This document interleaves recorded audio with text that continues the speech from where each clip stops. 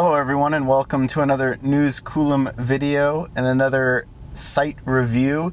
So I'm at a charging site with 8, yes, count them, 8 EVgo ABB chargers. But there's a catch. It's in the San Fernando Valley just off of Highway 101, and it's an EVgo site that has 4 EVgo ABB chargers, both with CHAdeMO and CCS, but then it also has 4 ABB chargers that are for Maven drivers only with a CCS hookup. Now these are all 50 kilowatt chargers, and I mean, this is a really nice site. It is just off the freeway, but I was actually surprised at how busy it was. All 4 of the standard EVgo chargers that are open to the public were taken when I got here. It was the 4 Maven chargers that were completely unoccupied, and that actually surprised me a bit.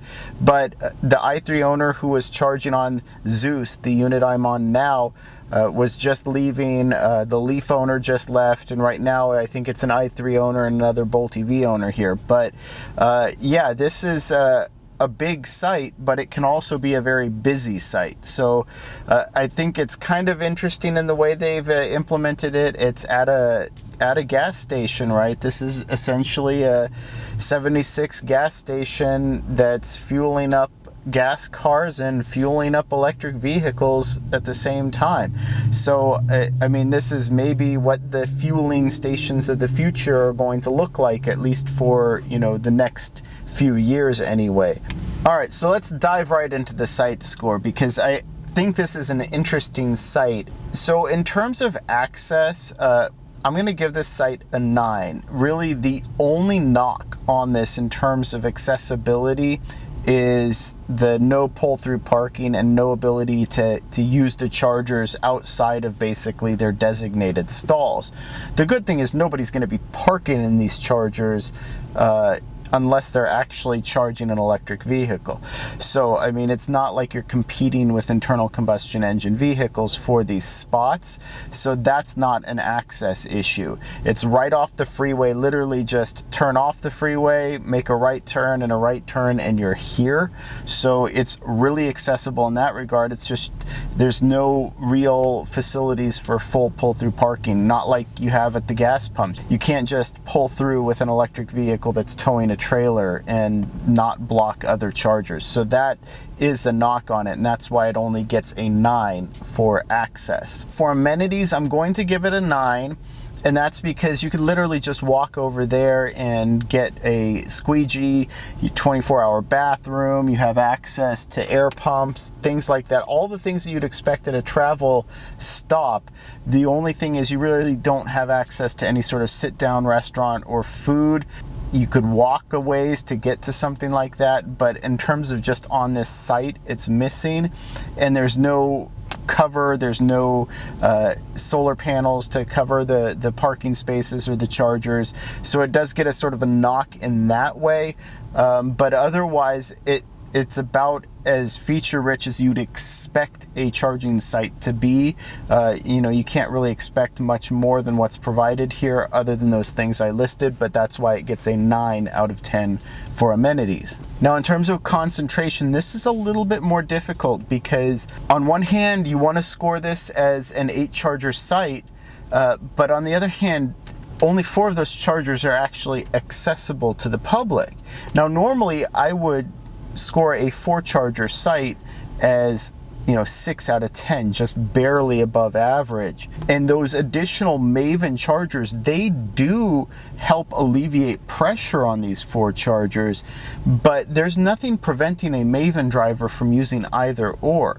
So even though you have those 4 additional stalls, there's no real incentive for a Maven driver to use those stalls instead of these stalls. So it offsets some of the demand and, you know, opens up the concentration a little bit, but I still can't justify giving it the same score I would give it if there were 8 chargers all open to the public. And for that reason, I'm giving it a score of 7 out of 10 for concentration. Now, in terms of location, It's decently located along the freeway, but this is a well-covered area. It's going to help out some of the, locals. If you live in an apartment, can't access a charger, it is going to serve that purpose. But that's really not that high of a demand, and it's really not that heavily trafficked of a freeway where you're going to need that kind of support. So it's really not that important of a site. To me, it's only getting a 7 out of 10 in terms of location. It's going to be a busy charger. It's right in the center of everything, but at the same time, it's not necessarily a place you want to be fueling up either, especially not on 50 kilowatt. So it's only getting a 7 out of 10 for location. And then in terms of speed, it's a 50 kilowatt charger. That's it. It's average, right? So if you want to get higher than 5 out of 10, you have to be providing a charger that's faster than 50 kilowatts. 50 kilowatt is basically the minimum you'd expect for travels, so it's a 5 out of 10. It's pure average. So that's bringing the overall site score for this Valley Village EVgo Maven site to 37 out of 50. Now that's a strong C again, but in order for this to be better than that, they're going to need to do something. Maybe improve the speed of the chargers, maybe open up more to non-Maven vehicles. I don't know how they could reconfigure it to allow for full pull-through parking, but they need to do some of those things to actually push this up to where the site would get a B.